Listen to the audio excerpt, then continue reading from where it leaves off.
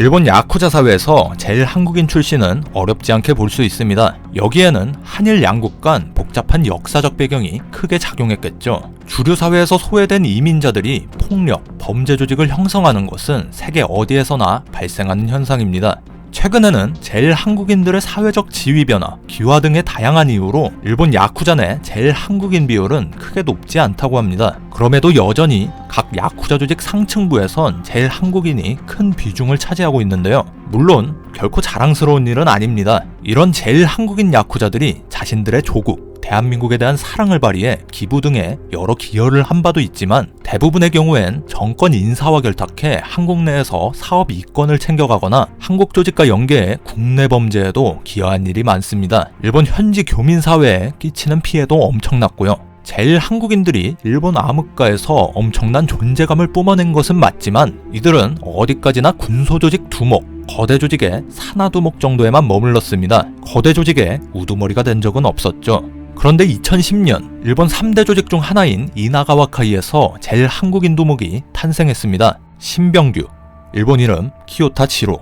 제일 한국인이라고 공공연히 알려진 인물이 일본 3대 조직의 수장으로 오른 것은 최초의 사례였죠. 오늘은 이 키요타 지로, 신병규가 이나가와 카이 회장 자리에 오르기까지의 간략한 생애와 그가 일본 거대 조직의 수장이 됨으로써 한국에 끼치게 된 영향에 대해서 알아보도록 하겠습니다. 키요타 지로, 신병규는 1940년 6월 5일 가나가와현 가와사키시에서 태어났습니다. 그는 젊은 시절 가와사키시에서 80명 규모의 아주 난폭한 불량배 집단을 이끌었습니다. 신병규와 부하들은 거리에서 대책 없이 날뛰었고 이런 모습은 가와사키시 일대를 지배하던 야쿠자 야마카와 오사미의 눈에 띄게 됩니다. 야마카와 오사미는 야마카와 일가라는 조직을 이끌고 있었는데 이 야마카와 일가는 일본의 거대 야쿠자 조직 이나가와 카이의 산하단체였습니다. 야마카와 오사미는 이나가와 카이의 1대 회장 이나가와 세이조로부터 큰 신뢰를 받던 부하였죠. 신병규와 야마카와는 크게 충돌할 수도 있었지만 둘 사이에 몇 번의 만남이 있었고 신병규는 야마카와에게 꼬붕이 되는 술잔을 받아 산하로 들어가게 됩니다. 여기에 어떤 구체적인 계기가 있었는지는 알려지지 않고 있지만 사실 이 야마카와 오사미도 심경변이라는 이름을 가진 제일 한국인이었어요. 동포라는 사실 역시 서로 끌리는데 크게 작용했을 것입니다. 야마카와는 신병규가 조직 운영자로서 재능이 크다고 생각했고 그를 자신의 측근에도 후계자로 키우게 됩니다. 신병규 또한 당시 전성기를 보내고 있던 야마카와를 동경했고 그를 오랜 시간 보좌하면서 야마카와 일가의 부도목 자리까지 오르게 되죠. 1990년 상위 조직인 이나가와 카이에선 1대 회장 이나가와 세이조의 아들인 이나가와 유코가 3대 회장으로 취임하는데요. 이때 신병규가 모시던 야마카와 오사미, 신경변은 이나가와 카이의 이사장직을 맡았고 얼마 뒤에는 최고 고문직을 맡게 됩니다. 이에 따라 자신의 조직인 야마카와 일가를 부두목인 신병규에게 물려주게 되죠. 야마카와 일가의 2대 총장이 된 신병규는 이나가와 카이 본가에서도 운영위원장, 이사장 보좌, 회장 보좌 등의 굵직한 직위를 역임하면서 영향력을 키워가게 됩니다.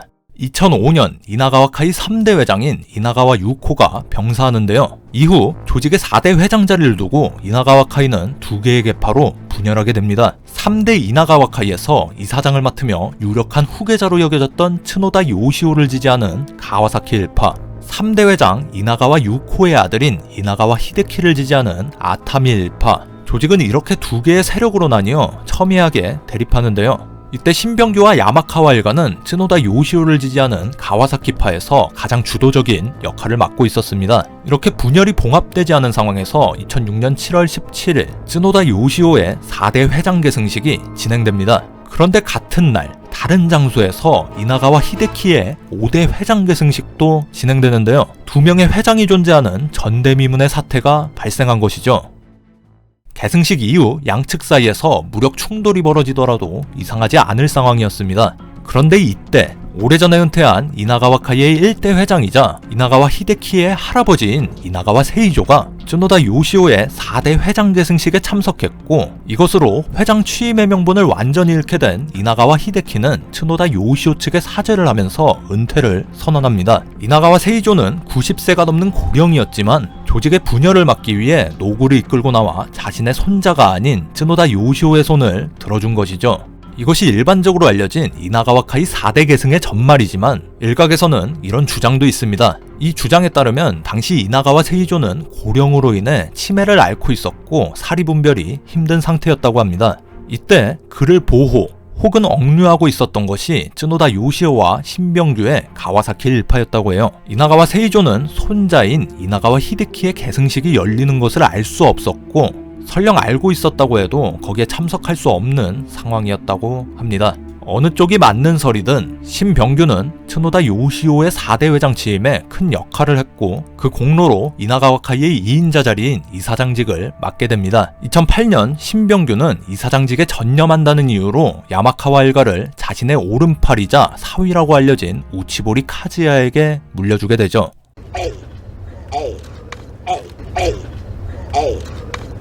여담이지만 신병규는 상당히 특이한 목소리를 가지고 있는데요. 이것은 타고난 목소리가 아니라 한 사건으로 인해 목소리가 변형된 것이라고 합니다. 1996년 신병규가 야마카와 일가의 2대 총장 자리에 있을 때 같은 이나가와 카이 산하 조직들에 의해 납치되었고 골판지 상자 안에 묶여서 극심한 폭행을 당했다고 합니다. 여기서 신병규는 목숨만은 살려달라고 처절하게 울부짖었고 이때 목이 심하게 상해 성대에 변형이 와서 목소리가 변했다고 알려져 있습니다. 이후 신병규는 5천만 엔의 몸값을 내고 풀려났고 스스로 경찰에 피해 사실을 신고했습니다. 2010년 이나가와 카이의 4대 회장 쯔노다 요시오는 취임한 지 4년도 되지 않아 췌장암으로 사망하게 됩니다. 이에 따라 당시 2인자이자 이나가와 카이에서 상당한 주도권을 거머쥐고 있었던 키요타 지로 신병규가 5대 회장으로 취임하게 되죠. 제일 한국인 출신이라고 공공연히 알려진 인물 중에서 처음으로 일본 3대 폭력 조직의 수장 자리에 앉게 된 것입니다. 신병규의 취임 이후 이나가와 카이는 조직 내 일부 세력이 분열하기도 하고 일본 각 지자체별로 야쿠자들의 기본적인 사회생활조차 제한하는 폭력탄 배제 조례가 제정되면서 큰 부침을 겪게 되는데요. 이런 상황 속에서 신병규는 자신의 오른팔인 명문대 출신의 야쿠자 우치보리 카즈야를 이사장직으로 임명했고 반대 세력에 대한 제거와 신인사를 통해 자신의 조직 내 권력을 공고히 했습니다. 도박, 고리대금업과 같은 고전적인 돈벌이뿐만 아니라 인터넷 사기 등 신종 범죄 영역에 적극적으로 진출하면서 범죄 사업면에서도 큰 성과를 올렸죠. 또한 일본 최대 조직인 야마구치구미와는 기존부터 이어져 오던 우호관계를 더욱 강화시켜서 암흑가에서의 영향력을 넓혀나갔습니다. 2011년 동일본 대지진이 발생했을 때는 수백 명의 이나가와 카이 조직원들이 피해 현장에 파견되어 봉사활동을 벌였고 수억 엔에 달하는 구호 물품을 이재민들에게 지원하는 등 이미지 관리에도 나섰습니다. 영상 도입부에서도 말했지만 이렇게 제일 한국인이 야쿠자로서 상당한 위치에 도달했다는 것이 결코 긍정적인 일이 아닙니다. 신병규가 이나가와 카이의 수장이 된 이후 이나가와 카이에 의한 한국 내 범죄들이 다수 발생하고 있는데요. 신병규와 그의 출신 조직인 야마카와 일가는 한국과 큰 관련이 있는 만큼 한국 내에 상당한 인맥과 연고 또한 가지고 있습니다. 당연히 이들과 국내 폭력 조직과의 관계도 오랜 기간 이어져 오고 있고요. 2017년 12월 서울 역삼역 주변에서 이나가와 카이와 대만 흑사회가 8kg가량의 마약을 거래하다 적발된 사건이 있었는데요. 기존의 외국 조직들이 한국으로 마약을 밀수해 유통시킨 사례는 자주 있었지만 한국에서 외국 조직 간 거래가 벌어진 것은 상당히 이례적인 일이었다고 합니다. 대만 흑사회는 중국에서 수납장을 제조해 그 빈 공간에 물건을 숨겨 화물선을 통해 홍콩과 대만을 거쳐 한국으로 밀수했는데요. 화물선으로 들어올 경우 화물의 2%만 무작위로 검사하기 때문에 적발하기가 매우 어렵다고 합니다. 이들과 이나가와 카이 조직원들은 역삼역 인근 거리에서 1000원권 지폐의 일련번호를 통해 서로 거래 대상이 맞는지 확인하고 거래를 진행하려고 했습니다. 이렇게 사람들의 왕래가 잦은 강남 한복판에서 거래를 벌인 것 또한 매우 이례적이라고 합니다. 바로 다음 해인 2008년에는 이나가와 카이와 대만 조직 그리고 여기에 한국 조직까지 합류해 마약을 거래하다 국정원과 관세청, 경찰의 공조수사를 통해 적발되는 일이 있었는데요. 적발된 물건은 3,700억 원대 규모로 국내에서 적발된 사례 중 역대 최대 규모였습니다. 이번에도 역시 화물선을 통해 나사 제조기를 들여오면서 그 안에 물건을 숨겨온 것인데요. 이 나사 제조기는 두꺼운 철판으로 만들어져 수사당국이 철판을 자르는 데에만 하루가 꼬박 걸렸다고 합니다. 이들은 한국을 단순히 마약 판매처가 아닌 중개기지로까지 삼으려고 한 것이죠. 이처럼 제일 한국인이 일본 거대 범죄 조직의 수장 자리에 오르고 제일 한국인들이 조직 내 핵심 세력으로 자리 잡은 이후 한국 내에서 이들과 연관된 범죄가 다수 발생해 우려가 커지고 있습니다. 2019년 신병규는 고령을 이유로 이나가와카이의 회장직을 자신의 오른팔인 우치보리 카즈야에게 물려주고 명예직인 총재 자리로 물러났습니다.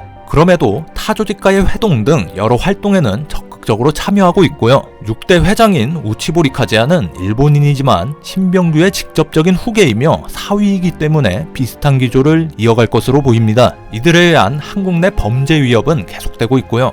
한일 양국의 적극적인 공조를 통해 이들 범죄에 대한 지속적인 감시와 단속이 필요해 보입니다. 오늘 준비한 내용은 여기까지고요. 끝까지 봐주셔서 정말 감사합니다.